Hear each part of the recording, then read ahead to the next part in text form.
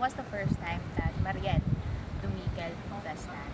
So, it was her opportunity, it is her opportunity to refute yung mga allegations sa kanya. Joint yung hearing, so yung testimony niya was for both yung case niya sa illegal possession ng firearms and explosives as well as yung sa case ng terror financing. And based on her testimony, she was able to, she highlights yung irregularity and grave violation doon sa kanyang constitutional rights against search and seizure. Naipakita niya kung paano na-violate, kumbaga yung kanyang mga right, yung kanilang rights ni Frenchie doon bigla na lamang pumasok ng police doon sa bahay nila. At the same time, she was given the opportunity to contest in the first place yung basis kung bakit nagkaroon ng search warrant sa kanya. Naipakita niya na on those alleged na kumbaga procured falsely yung mga testimonies as against them. Kaya in the first place nagkaroon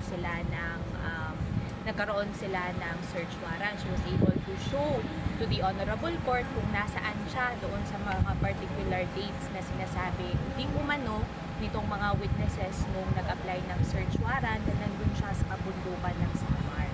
At in fact, nandun siya sa isang relief operations and that was very well documented. At the same time, she was also able to testify doon sa lawfulness, kumbaga yung legitimacy ng kanyang advocacy bilang isang lay co-worker, taong simbahan, bilang miyembro ng Rural Missionaries of the Philippines, as well as doon sa advokasya niya sa pagtulong noong mga naapektuhan ng kalamidad. And more importantly siguro, Mariel even said na napaka-absurdo nung I am a lay co-worker, Frenchie is a journalist. Yung what really struck me doon sa testimony niya when she said na I am a lay co-worker, Frenchie is a journalist, we don't need of grenades, we don't need of these firearms. Hindi namin kailangan yung mga pinahanda nyo sa amin, hindi namin in fact ginagamit yan. For the record po, attorney, ilang taon na ba ito after that to na nabong 5 years na po. Lagpas 5 years na. They were arrested on February 7, 2020 na madaling araw. Mga ilang appearance pa po bago matapos Nasa tail end na tayo ng prosecution. We are already presenting the witnesses for Frenchie and Mariel. Mariel, I guess, is mga second to the last witness depending kung ano yung magiging ruling ni judge. Pero kumbaga nasa dulo na tayo. How about Frenchie May po? The same po kay Frenchie because their trial are being heard jointly. So same lang siya. Kailan ang next hearing? Sa May 5, hindi po natapos yung cross-examination ni Mariel. So by May 5, uupo po ulit si Mariel at tatanungin ulit siya ni Oscar. Para sa iyo po, ano po yung inaasahan natin? Of course, we're really seeking the justice to be done. Alam mo, ang babata nitong sina Mariel and Frenchie and to hear of the allegations against them. And we really hope na they were, kumbaga, we really hope the justice would be done. One of the thing na allegation sa kanya, 2010 daw, 2010 daw ay nakilala na siya nung military asset na present ng isang prosecution. 2010, ilang taon po ba si Frenchie? Ay, si Mariel? Nung 2010.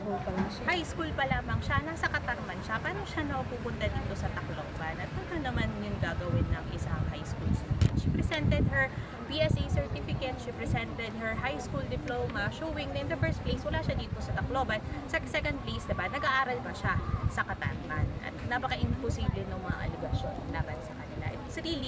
It's being done. Their position is that it's being done really to delegitimize yung mga ginagawa nilang advocacy dito sa Eastern Visayas. Maraming salamat po, Attorney Anyo. Makadani ko ito may parent po. Mamanood din mo feeling. Ayan na, nga nag-appear si Mariel. Ang feeling ko, partially relief ako. Kasi nag-testify ni Mariel, sinasabi niya lang yung buong katotohanan sa buong pangyayari. Kaya ganun siya ka-confident mag-testify. And support po ang family, kumusta naman po? 100% support ng family namin. Ma'am, kanya na makita ko ni Mariel, ano na yung ginawa sa inyo? The same. Naluluya ako para ako na ni. Kasi innocent hira. Innocent sira in the sense nga, diri it waray it good ito ni rahihimo kay aram ko, an kalidad sa nako anak. Sige, Jess. Anong epekto kini sa family? Tika nga katika ng epekto sa family. Masakit. Para. Kasi 5 years ay Mariel nawawarahan. So, yan. Okay.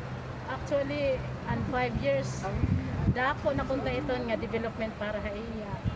Kay, she intended to proceed law. By this time, punta, graduate na hiya. So, amo ito nga, magsat sa mga pamilya, kay 5 years sila waray haamon, hiya. Diri naman hiya kaupod. The entire family affected, pati ya kabutuan, nga nangingiskwila affected. Because of breedtagging, aapin anak ko, iba na kabata. Nga, inosente man hirap. Pero harang magburot Opa.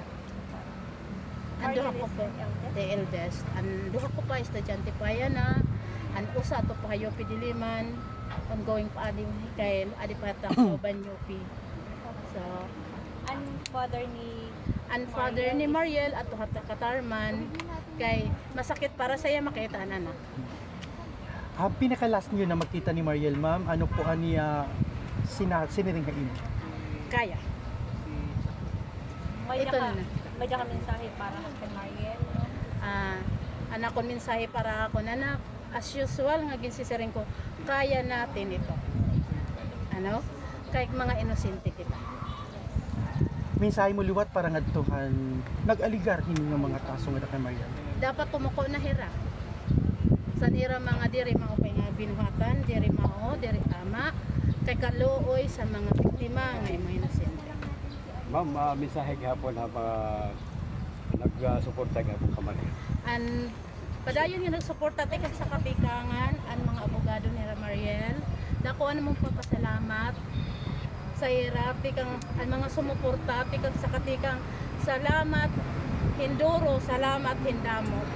Thank you very much sa iyo hangatanan sa iyo akong suporta.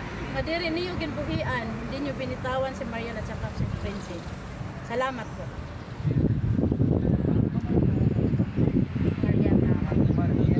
Alves. Dere, sige na. Mariel Alves. Alves.